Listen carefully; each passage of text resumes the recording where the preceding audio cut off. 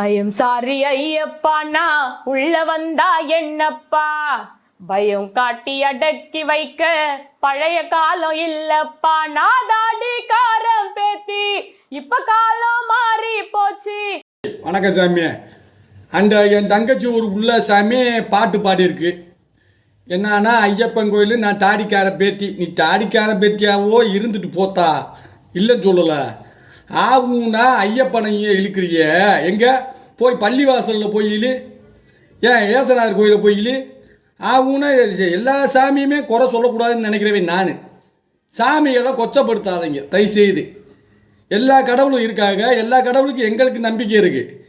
நீங்கள் பெரியாரா தாத்தாவா 80 வயசில் கல்யாணம் முடிச்ச எங்கள் தாத்தனை தானே உங்களுக்கு பிடிக்குது, அவர் மாதிரி இருங்க. அவங்கள தப்புன்னு நான் சொல்ல கிடையாதுயா. ஏன்னா எங்கள் பெரியார் தாத்தா மகளாக கட்டியிருந்தாருன்னா நான் எங்கள் தாத்தாவை பெருமையாக சொல்லுவேன். ஆனால் 80 வயசில் போய் கல்யாணம் முடிச்சிருக்காரு, அவரோட பேத்தி நீ அதே மாதிரி தான் இருப்பு ஓடிருக்கு. ஆகுனா இங்கேயே வர்றதா சாமியை? நான் கோவப்படக்கூடாதுன்னு பார்த்துக்கிறேன் சாமியை. குருநாதர் வேற என்னை உயிரை வாங்குறாரு கோவப்படாதாருன்னு.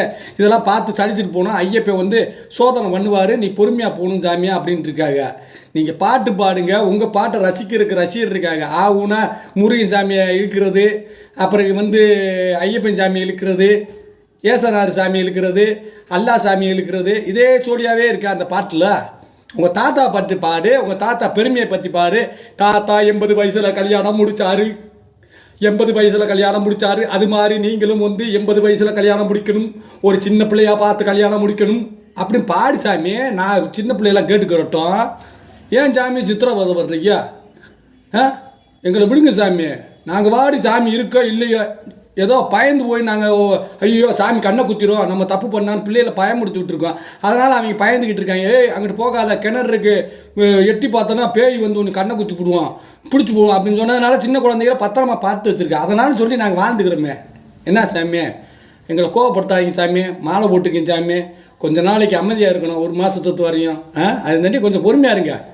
போயிட்டு வந்துடுறேன். எனக்கு கருப்பனை உள்ளே ஏற்றிடாதீங்க, கருப்பனை வரக்கூடாதுன்னு நான் நேட்டிருக்கேன்.